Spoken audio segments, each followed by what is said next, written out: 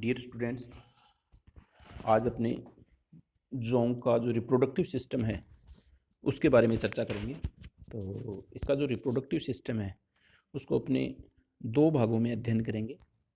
एक तो इसका मेल रिप्रोडक्टिव सिस्टम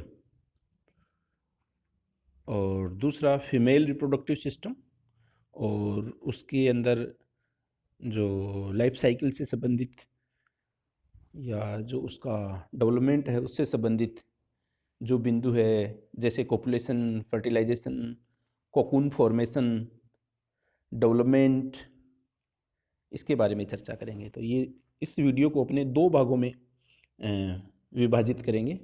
पहला है इसका मेल रिप्रोडक्टिव सिस्टम और दूसरा फीमेल रिप्रोडक्टिव सिस्टम और डेवलपमेंट। तो जो पहला है मेल रिप्रोडक्टिव सिस्टम, तो सबसे पहले अपने रिप्रोडक्शन की बात करें या रिप्रोडक्टिव सिस्टम की बात करें तो जोंक या जो हिरुडिनेरिया है, अपने को पता है कि ये उभयलिंगी या हर्मोफ्रोडाइट जंतु है, जिसके अंदर जो प्रत्येक जोंक है उसके अंदर मेल रिप्रोडक्टिव और फीमेल रिप्रोडक्टिव जो ऑर्गन्स हैं उनका कंप्लीट सेट पाया जाता है। यानी इसके अंदर मेल और रिप्रोडक्टिव सिस्टम और फीमेल रिप्रोडक्टिव सिस्टम दोनों ही पाए जाते हैं, परंतु फिर भी इनके अंदर सेल्फ फर्टिलाइजेशन की क्रिया न होकर क्रॉस फर्टिलाइजेशन की क्रिया होती है।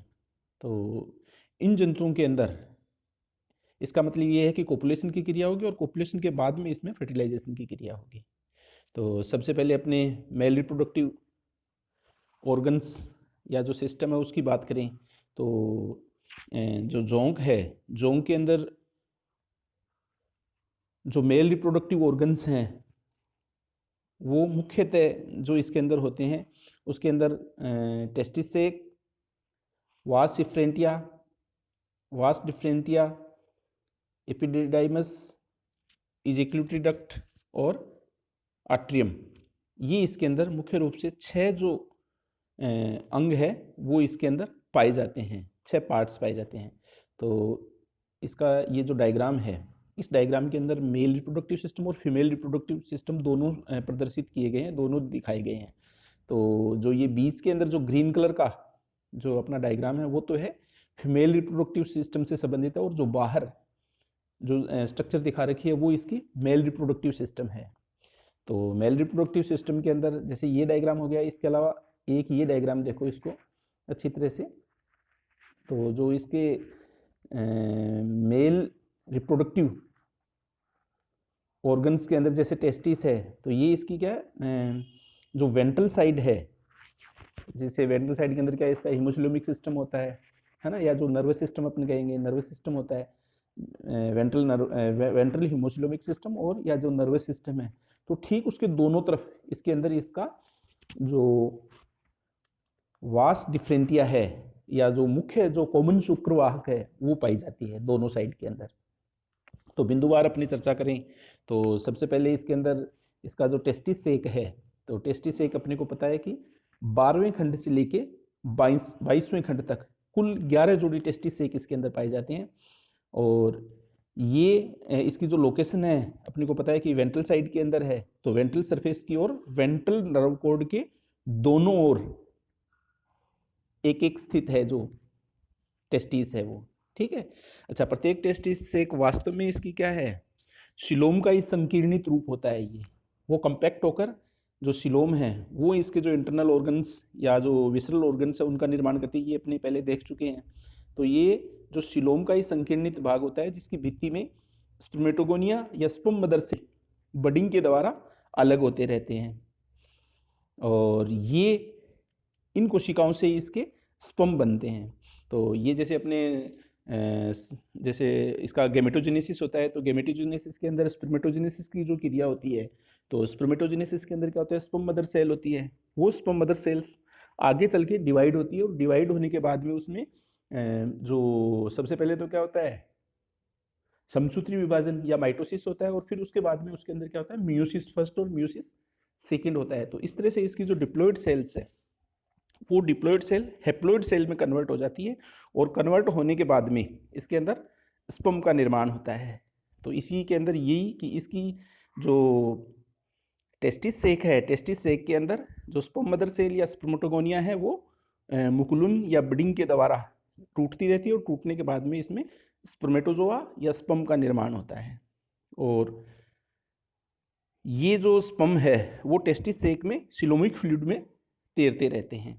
तो ये इसकी जो ये नीले रंग की जो स्ट्रक्चर दिखा रखी है वो है इसकी टेस्टिस, जो कि हर खंड के अंदर है। इसके 12वें खंड से लेके 22वें खंड तक कुल 11 जोड़ी इसके अंदर टेस्टिस सेक पाई जाती है।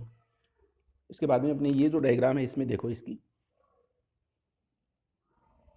जैसे एक खंड है, 12वां खंड है, 12वें खंड के अंदर इसकी टेस्टिस दिखा रखी है और टेस्टिस में एक छोटी नलिका जिसे अपने वास इफ्रेंटिया या शुक्रवाहिकाएं जो अपने इसको कहते हैं वो निकलती है। तो दूसरा इसका जो स्ट्रक्चर के अंदर अपन टेस्टिस सेक के बाद में वास इफ्रेंटिया या शुक्रवाहिकाएं।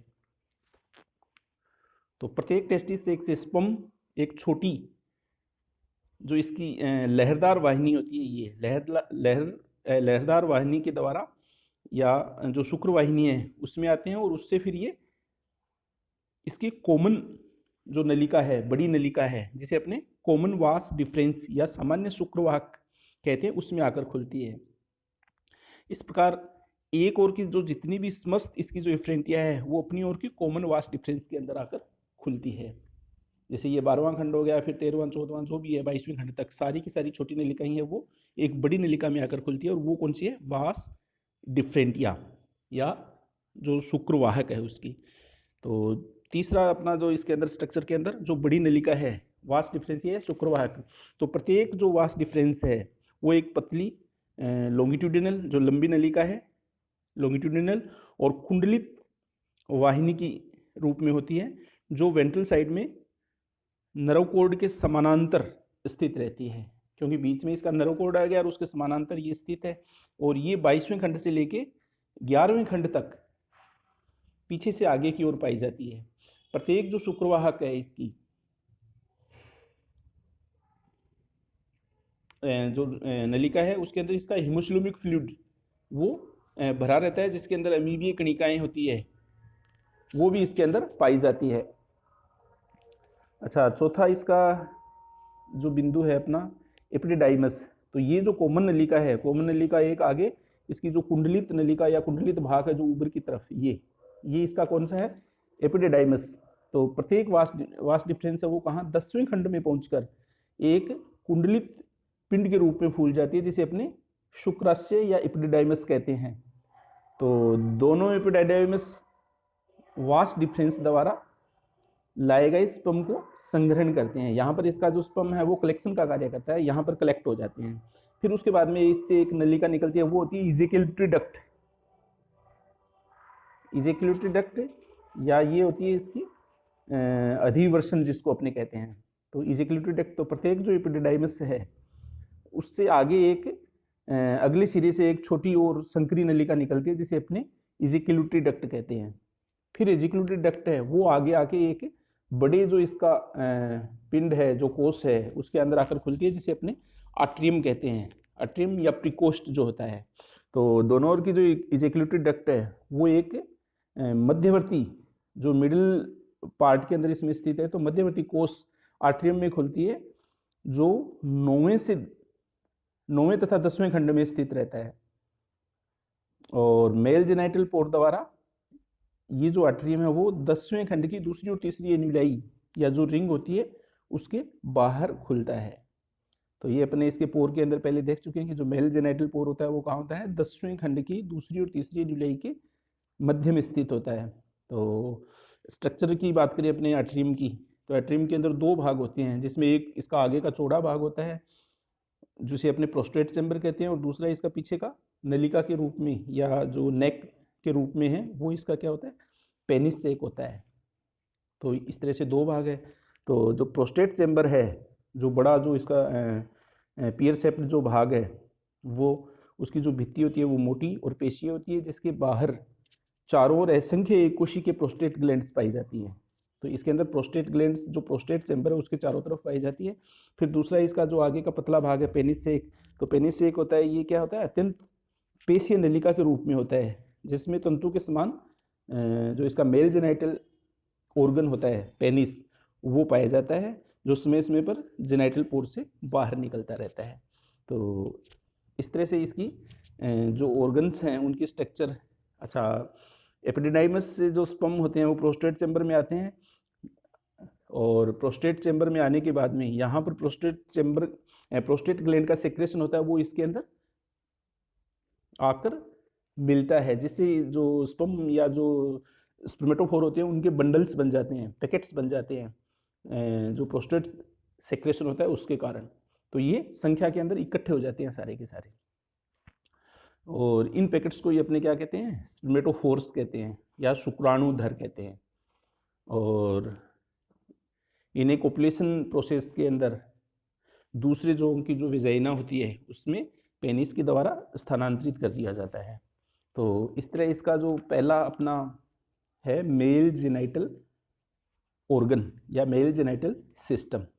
तो मेल जेनाइटल सिस्टम के अंदर अपने इसको 6 भागों के अंदर अपने इसको पढ़ा है। 6 इसके जो ऑर्गन्स हैं, जिसमें टेस्टिस सेक सबसे पहले, और टेस्टिस सेक के बाद में उसकी शुक्रवाहिकाएं जो छोटी नलिका निकलती है जिसे वास इफ्रेंटिया कहते हैं। फिर वास इफ्रेंटिया एक कॉमन बड़ी नलिका के अंदर खुलती है जिसे अपने वास डिफरेंस या कॉमन शुक्रवाहक होता है वो कहते हैं। फिर ये बड़ी ये इसकी कुंडलित जो पिंड है उसके रूप में आकर जो स्पर्म कलेक्ट होते हैं जिसे अपने एपिडिडाइमस कहते हैं, और एपिडिडाइमस से इसकी जो कुंडलित जो लहरदार नलिका होती है उसके द्वारा जो बड़ा चैम्बर होता है उसमें डाल दिया जाता है। तो इस नलिका को अपने इजेक्युलेटरी डक्ट कहते हैं, स्खलन नलिका या स्खलन वाहिका कहते हैं जिसे। और जो बड़ा पिंड है वो कौन सा है, इसका आर्ट्रियम है, जो 2 भागों के अंदर है, मेन इसका प्रोस्टेट चैम्बर और दूसरा जो नेक।